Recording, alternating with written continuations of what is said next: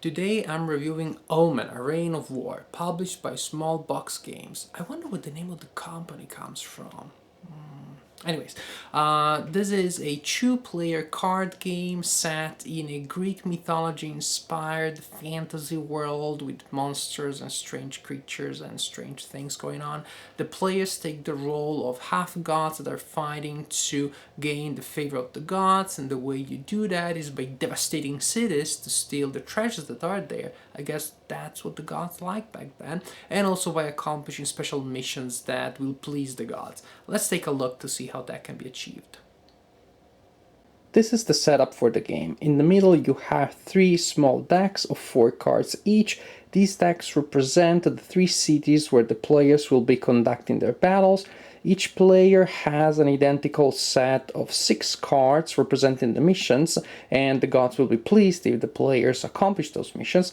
Here you have the main deck with the characters that the players will be using during the game. Each player starts with 4 cards, and then each player also at the beginning has 4 coins from the bank. A turn is divided in 6 phases. A player will go through all of these phases, then the turn will be over, and the other player will go through the same phases. Now, 6 phases and their right order are not always easy to remember, especially for new players, and unfortunately the game does not come with a player aid. So especially to help my wife learning the game, I just used my considerable artistic talents and I made my own player aid. And in case you're wondering, yes, this is Medusa's head. The first step in a turn is the wealth phase, in which the phasing player can gather resources to be used during the turn. Each player has a basic number of 3 resources that can be acquired in this phase of the turn. So the player can decide to take 2 cards and 1 coin, or 2 coins and 1 card. The player can also decide to take only one type of resource. In that case, the player receives an extra 1. So if he decides to take only cards, actually it's going to be not 3, but 4 cards. If he decides to take only coins, it's going to be not 3, but 4. So to summarize, it's going to be 2 cards and 1 coin, or 2 coins and 1 card, 4 cards, 4 coins, but only one of these options. Next is the surge phase, which is the most important phase in the game. In this phase, the players can play cards from their hand by paying the number of coins indicated in that yellow shield there. There's no limit to the number of cards that you can play in a turn. The only limit is, of course, if you have enough money to do that. When a card is played, the owning player pays the cost for the card and usually adds that character to one of the 3 cities. And you add characters to your own side. So if I'm sitting here, it's going to be to this side, the other player is going to add cards to that other side of one of the 3 cities. There are 3 types of characters: beasts, oracles, and soldiers, and each character, as you can see, has a special ability that is described in a text at the bottom of the card. The soldiers activate the special ability every time that they enter a city. That is, every time that they are added to a city. So for example, suppose I spend 4 coins, I decide to play this guy. His ability is, when the soldier enters a city, reveal the top 3 cards of the deck, place 1 revealed soldier into the city. Suppose then I do that, then I go, I pick up, I draw the first 3 cards. Suppose among those cards there is this other guy who is a soldier, so I can add it to the city. I add it to the city, but oh, wait a second. When a soldier enters a city, the ability is triggered. So in this case, I also activate this ability, which is when this soldier enters a city, take 2 coins from the opposing player. Pretty sweet. And it's important to remember the fact that these abilities of the soldiers are triggered every time that they enter a city, because there might be cards that allow you to move these soldiers from city to city, and every time they enter, boom, you can use the ability again, which is pretty sweet.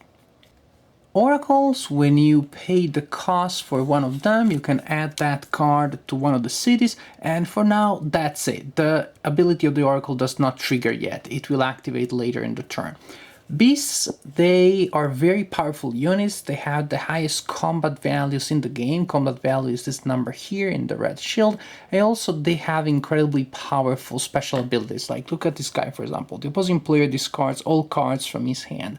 However, here's the trick. You cannot use both. You cannot use the combat value and the text, which is, for example, what you can do with the soldiers. First, they use the text, and then the combat value is still there.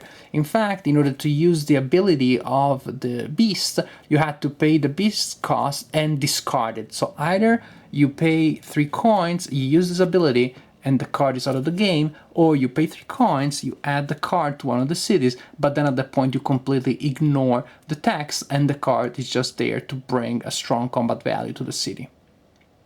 Each player can have up to 5 units on his side in each city, and for stacking purposes the beasts count as 2 units. So in this case 1, 2, 3, 4, 5, this player has reached his limit for his side in this city, and so he will not be able to add any further cards to this city.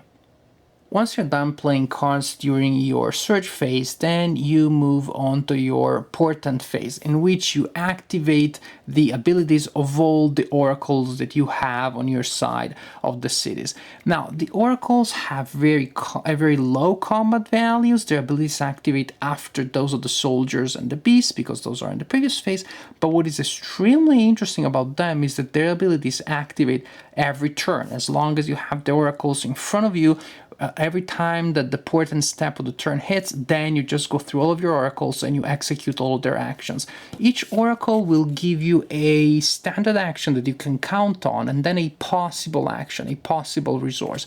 For example, in this case, during your portent step, gain 1 coin or draw 1 card, and this is the resource that you can always count on. Then reveal the top card of the deck. If an oracle is revealed, gain 1 coin and draw 1 card. Even better. Not all oracles will give you the same things. This one, for example, during your portent step, gain 1 coin. This is the one that you always receive. Then reveal the top card of the deck. If an oracle is revealed, you may move 1 beast or oracle from the discard pile to your hand. So she just resurrects characters that then you can use later. Then you enter the feat phase, in which you look at your 6 feat cards. Each player has the same set of cards, and you check if you have been able to complete 1 or more of the feats, which are these missions that the gods are just pleased if you accomplish. Let's have a look. For example, a feat could be to have a soldier in each city, or an oracle in each city, or a beast in each city, or if during your turn the opposing player discarded 3 or more cards, if you were able to draw 5 or more cards, or if at that point you have 5 units in a single city. So if you completed any of these, if any of these conditions apply, then you take the card of the feat that you completed and you flip it face down. And these cards flip face down will be important for victory points in the end. Then you have an extremely important phase, which is the war phase, in which you check all of the 3 cities and you see in which one or ones there's going to be a war. A war happens in a city if one of 2 conditions apply. The first one is if there are 5 or more units in a city. Total in the 2 sides. Remember, the beasts count as 2 units. So in this case, 1, 2, 3, 4, 5 units are in the city. There is going to be a war in that city during the war phase of that turn. The other condition, tricky and interesting, is if there are 3 units on the side of the non-phasing player, the player whose turn is not. So suppose it is my turn, I am sitting on this side, then during the war phase of my turn, the non-phasing player has 3 units on his side, 1, 2, 3, then there's going to be a war. Suppose it's the same situation, but it is this player's turn, then during the war phase of this player, there's only 1 unit on the opponent's side, so that condition doesn't apply. There are only 4 units total, that condition doesn't apply, no war. War resolution is simplicity itself. All you do is you add together the combat value of all the units on each side, and the player with the highest total value is the winner. In this case, for example, this player has 6 in combat and this other player has 10. This player is the winner. The winner of the war in that city will receive the top card of the city and will add it to his hand. These cards have special powers which are pretty good. The players can decide whether to use those or not. If you do not use the power on your card on your city card, then the card is worth more victory points in the end. If you use the power, it's worth less, but some powers can be really good, so actually they can be good investments. Then the players need to take casualties. The winner has to discard all the units in the city but one. So actually, if you're the winner, you cannot keep a beast in the city because beasts count as 2 units. In this case, for example, the winner will have to discard the 2 beasts, and the only card that he can preserve is this one because this is a 1 unit. The loser, here's the strange thing, discards all of these cards in the city but 2. So in this case, the loser could just choose any one of these cards and keep that 2 cards in the city. It seems pretty strange to me that the loser of the battle has more survivors left in the city. I guess it is a way to give the loser an opportunity to counterattack fast. It can lead, thematically speaking, to some pretty paradoxical situations, but overall it doesn't really bother me because it is a system that works well in terms of gameplay. In case you're getting lost, let's have a look at my beautiful player aid again. We're almost at the end of the turn, we're at the last phase, the offering, in which the phasing player has the opportunity to slaughter one of his characters and to receive stuff from the gods. That's what the gods used to like back then, what can I say? The player just chooses one of the cards in his hand, if he so wishes, it's not mandatory, and eliminates the card. The card goes to the discard pile, and the player receives a number of resources equal to the number on the blue shield, and the player can choose any combination of cards and or coins up to the number on the card that has been offered. The game goes back and forth from player to player until one of 2 conditions apply. Either one of the 2 players completes 5 of his feats, and you can tell because they're going to be 5 feat cards face down, or 2 cities on the table are depleted. That means the 4 wars have been fought in that city and there are no city cards left in the city, in 2 of them. And at that point, the game is over and you count the victory points. Each completed feat is worth 2 victory points. Each city card that you haven't used for its special action is worth 2 victory points. When you use a special action from a city card, then you flip it face down and these city cards are worth 1 victory point. The player with the highest number of victory points is the winner. Omen is a game that can appeal to a wide variety of people. My wife, who's not a gamer, really enjoyed it, and they played the game with hardcore gamers and they had a good time too. It is a game that has many subtleties that you may not see at first, and certainly would not be able to explain in the limited space of a review. You really need to play it a couple of times and to see what the cards can do. Then you can start figuring out what the most powerful combos are, what are the things that you really want to do, and those combos are also fun to execute. It's not just that they're effective. When is the right moment to trigger a war or to let the opponent win a certain war, because then what you do in response is going to be 10 times more powerful. It is just more subtle than you might think at first. At the same time, it feels extremely thematic. The art is phenomenal. Have you seen it?